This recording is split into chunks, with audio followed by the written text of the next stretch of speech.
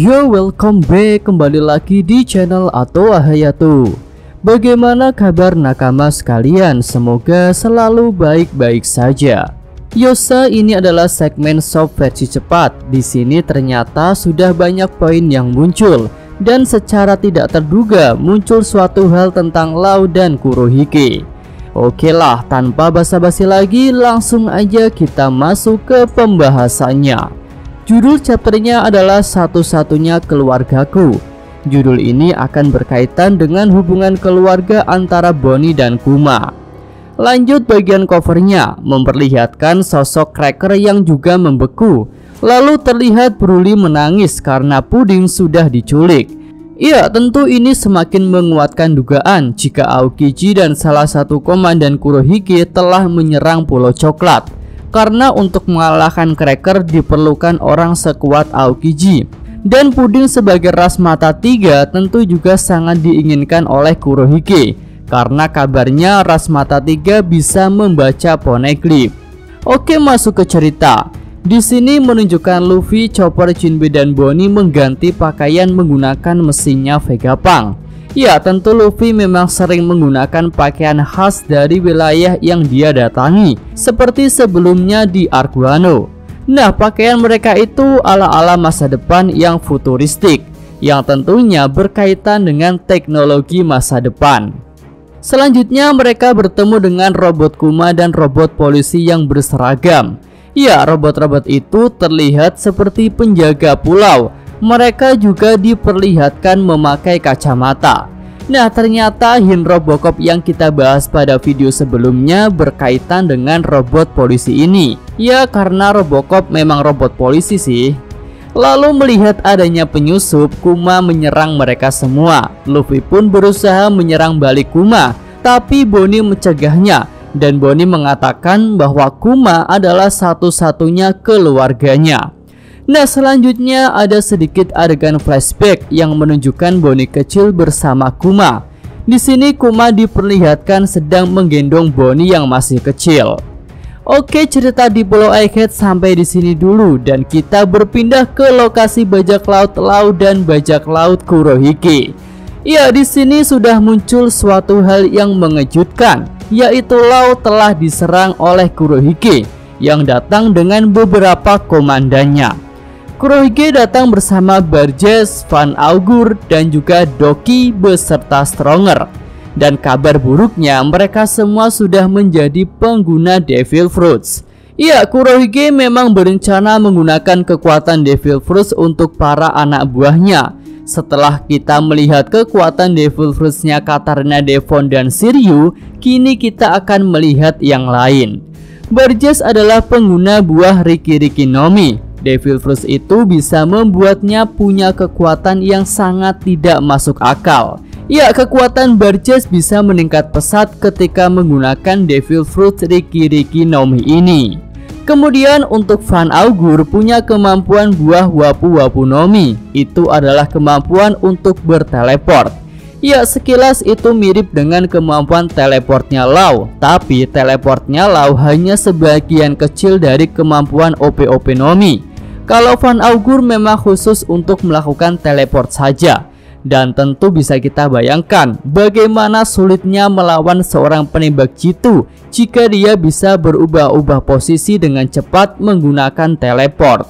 Selanjutnya adalah Doki. Sesuai jabatannya sebagai dokter, Doki ini punya kemampuan buah Siku-Siku Nomi. Dengan kekuatan itu, Doki bisa memanipulasi semua penyakit yang ada pada tubuh manusia. Dan kemampuan itu juga bisa digunakan untuk mengirimkan penyakit kepada orang lain. Ya, mungkin skemanya seperti senjata virusnya Queen, tapi ini murni dari kekuatan Devil Fruits. Lanjut, yang terakhir adalah Stronger. Iya, itu adalah kuda milik Doki. Kuda itu sudah memakan buah Uma-Uma Nomi model Pegasus. Ya, dari namanya tentu Stronger akan menjadi kuda bersayap yang bisa terbang. Nah, selanjutnya melihat armada Yonko akan menyerang, Law memutuskan untuk menghindar. Dia pun berusaha kabur ke pulau terdekat. Tapi Van Augur bisa melihat pergerakan Law. Dia pun langsung menteleport Barges ke lokasi Law. dan Barges menunjukkan suatu power yang luar biasa dengan membanting sebuah gunung ke arah Law. Nah, belum diceritakan dampak dari serangan Barges ini, tapi sepertinya Law bisa menghindar karena datang lagi serangan dari Doki. Doki mengirimkan penyakit kepada Law, tapi Law bisa menangkal serangan itu menggunakan hakinya. Nah, di sini Law berkata bahwa haki bisa menangkal kekuatan dari Devil Fruits, dan hal itu dia pelajari ketika bertarung melawan Big Mom dan Kaido. Ya, bisa dikatakan di sini haki terkonfirmasi lebih unggul daripada kemampuan Devil Fruits. Nah, selanjutnya bajak laut tidak bisa menghindar lagi. Mereka sudah mati langkah dan armada Yonko Kurohige sudah berada di hadapan mereka. Dan di sini kita bisa melihat Law dan Kurohige sudah saling berhadapan. Mereka pun siap untuk bertarung. Nah, ternyata maksud Kurohige menghadang Law adalah untuk mengambil salinan Road Poneglyph milik Kaido yang saat ini juga dibawa oleh Law.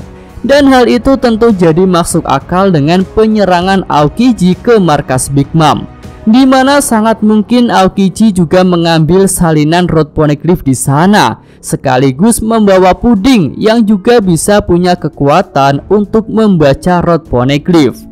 Lalu jika Kurohige berhasil mengalahkan Law, maka dia tidak hanya akan mendapatkan salinan Road Poneglyph-nya Kaido, tetapi juga salinan Road Poneglyph yang berasal dari Pulau Zu. Dan jika hal itu terjadi, maka Kurohige bisa dikatakan ada pada posisi yang sama dengan Luffy, karena dia akan punya 3 data Road Poneglyph, serta 1 orang ras bermata 3 yang bisa membaca poneglyph itu. Tapi di sini Law tidak mau menyerah begitu saja. Dia bertekad untuk bertarung dan Law berkata, "Majulah, mari kita buktikan siapa yang akan jadi pemenang dan akan menguasai semuanya." Ya, walaupun Law memutuskan untuk bertarung, tapi Mimin ragu dia bisa mengalahkan Kurohige dan beberapa komandannya itu. Karena kita tahu bajak laut Law hanya punya sedikit petarung, dan itu akan sangat merugikan bagi mereka. Dan ternyata dugaan Kurohige untuk nyampah itu benar ya, tetapi tidak nyampah langsung ke Wano, melainkan menghadang orang-orang yang keluar dari Wano. Oke, itu aja pembahasan untuk shop versi cepat kali ini. Dan sudah banyak poin yang muncul ya. Tapi jika ada tambahan lagi, mungkin akan Mimin buat segmen update shopnya. Yosa, Mimin atau Hayato, terima kasih. Ya, sampai di sini aja video kali ini. Semoga nakama sekalian menyukainya. Terima kasih sudah nonton ya. Jangan lupa like-nya dan subscribe channel Atowa Hayato. Yo!